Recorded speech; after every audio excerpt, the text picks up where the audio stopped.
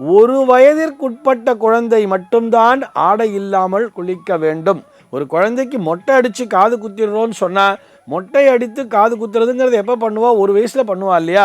அந்த அப்தபூர்த்தி சாந்தி ஆயுஷ ஹோமங்கிறத பண்ணிட்டான்னு சொன்னால், அன்று முதல் அந்த குழந்தையானது நம்முடைய குழந்தையாக மாறிவிடுகிறது. தெய்வீக நிலையிலே எவரவர்கள் இருக்கிறார்களோ அவர்கள் மட்டும்தான் நிர்வாண நிலையிலே இருக்கலாம்.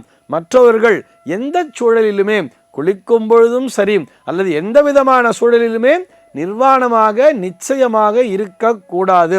இன்னைக்கு நம்ம என்ன பார்க்க போறோம் சொல்லி பார்த்தோம்னா, ஒரு நேயரினுடைய கேள்விக்கான விடையைத்தான் பார்க்க போகிறோம்.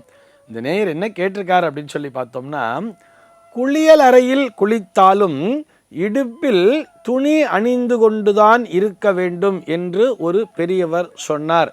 இதற்கான காரணம் என்ன அப்படிங்கிறது தான் அவருடைய கேள்வியாக அமைந்திருக்கிறது. நிச்சயமாக நம்முடைய சாஸ்திரம் அறிவுறுத்தக்கூடிய விஷயம் என்னன்னு சொன்னால், ஸ்நானம் செய்யும் பொழுது மாத்திரமல்ல, எப்பொழுதுமே உடம்பிலே ஆடை என்பது இருந்து கொண்டேதான் இருக்க வேண்டும்.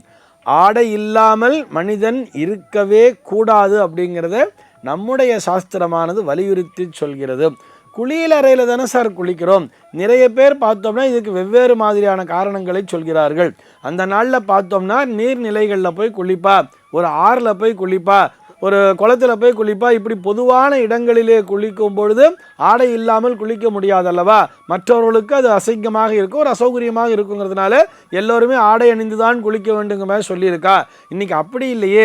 நம்ம வீட்டுக்குள்ளேயே ஒரு அட்டாச்சு பாத்ரூம் அப்படிங்கிறத கட்டின்னு இருக்கோம். அதுவும் பெட்ரூமுக்குள்ளேயே இருக்க அந்த அட்டாச்சு பாத்ரூம். பெட்ரூமையும் லாக் பண்ணிக்க போகிறா, பாத்ரூம்குள்ளே குளிச்சுட்டு ட்ரெஸ் இல்லாமல் குளிச்சா என்ன அப்படிங்கிற மாதிரி இவர்கள் விதண்டாவாதம் பேசிக்கொண்டிருக்கிறார்கள். அதனை மட்டும் வைத்து சொல்லவில்லை. அந்த நாளிலே பொதுமக்கள் எல்லோரும் வெளியில் போய் குளிச்சா கூட அரண்மனையில் பார்த்தோம்னா அவர்களுக்கு குளியலறை என்பது தனியாகத்தானே வைத்திருப்பார்கள். அவர்களுக்கும் சேர்த்துத்தான் இந்த விதியினை சொல்லியிருக்கிறார்கள்.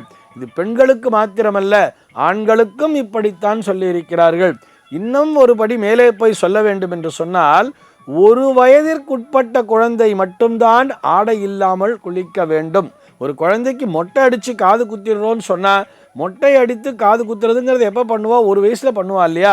அந்த அப்தபூர்த்தி சாந்தி ஆயுஷ ஹோமங்கிறத பண்ணிட்டான்னு சொன்னால், அன்று முதல் அந்த குழந்தையானது நம்முடைய குழந்தையாக மாறிவிடுகிறது. அதுவரை அந்த குழந்தை தெய்வத்தின் குழந்தையாக இருந்திருக்கிறது. அந்த 1 வயசு வரைக்குமே அது தெய்வத்துடைய குழந்தை. 1 வயது முதல், அதாவது எப்போ மொட்டை அடித்து காது குத்திடுறோமோ அன்று முதல் அந்த குழந்தை நம்முடைய குழந்தையாக மாறிவிடுகிறது. அதனால் அன்றையிலிருந்தே அந்த 1 வயதில் மேற்பட்ட குழந்தைகள் கூட எப்பொழுதுமே உடம்பிலே ஆடையோடு தான் இருக்க வேண்டும். இது குளிக்கும் போது மாத்திரமல்ல, எப்பொழுதுமே நிர்வாணமாக இருக்கக்கூடாது. இதிலே எந்த விதமான சந்தேகமும் இல்லை. இப்போது நம்ம சின்னதாக பேசிக்காக ஒரு விஷயத்தை சொன்னோம், ஒரு பாயிண்ட்டை சொன்னோம். தெய்வத்தினுடைய குழந்தையாக இருப்பதால் அது நிர்வாணமாக இருக்கலாம்னு சொன்னோம். எப்பொழுது நாம் தெய்வ நிலையிலிருந்து, அதாவது குழந்தையும் தெய்வமும் ஒன்றுன்னு சொல்லிட்டா இல்லையா, குணத்தால் ஒன்றுன்னே சொல்லிட்டா, அதிலிருந்து விடுபட்டு இந்த உலகத்திற்குள்ளாக வந்து விட்டோமோ அப்பொழுது நிச்சயமாக அவர்கள் ஆடையோடு தான் இருக்க வேண்டும். ஆடை இல்லை என்று சொன்னால் அவர் பிணத்திற்கு சமம்தான் அப்படிங்கிற மாதிரி தான் சொல்லியிருக்கார். ஆனால் நிர்வாண சாமியார்கள்ங்கிறவங்க இருப்பாங்க தெரியுமா, அவர்கள் ஏன் அப்படி இருக்கிறார்கள்னு சொன்னால், அவர்கள் தெய்வ நிலையை அடைந்து விட்டார்கள், அவர்கள் தெய்வீகமாகவே பார்க்கப்படுகிறார்கள். அதனால் அவர்களுக்கு அது தோஷமே இல்லை அப்படிங்கிறத சொல்லியிருக்கார். நம்ம சாமானிய மனிதர்கள் தெய்வீக நிலையை அடைவோமா? அப்படி எப்போ நம்ம அவர்களை தெய்வமாக பார்க்குறோம்? சாதாரணமான மனிதர்கள், அதாவது சந்நியாச யோகத்திற்குள்ளாக செல்லாத மனிதர்கள் எப்பொழுது தெய்வ நிலையை அடைவார்கள் அப்படின்னு சொன்னால், அது இறந்த பின் தானே. இறந்த பின்பு ஒரு பிணம் என்று வந்து விடும் பொழுது அது நிர்வாணமாக இருக்கலாம் அப்படின்னு சொல்கிறார். உண்மையை சொல்லணும்னு சொன்னால், அந்த ட்ரெஸ் எல்லாத்தையும் எடுத்துகிட்டு ஒரு வெள்ளை துணியை சுற்றி தான் எடுத்துகிட்டு போவா தெரியுமா. இறந்த உடனே ஒரு வெள்ளை துணியை சுற்றி எடுத்துகிட்டு போயிட்டு அங்கே கொண்டு போய் உள்ளே தள்ளிடுறா, அல்லது இப்போல்லாம் கட்டையெல்லாம் வச்சு அடிக்கிடுறா. அந்த நாளெல்லாம் என்ன பண்ணுவான்னு சொன்னால், அந்த துணியையும் கட்டையெல்லாம் வச்சு அடிக்கிட்டு அந்த துணியையும் எடுத்து விடுவார்கள்னு சொல்கிறார்.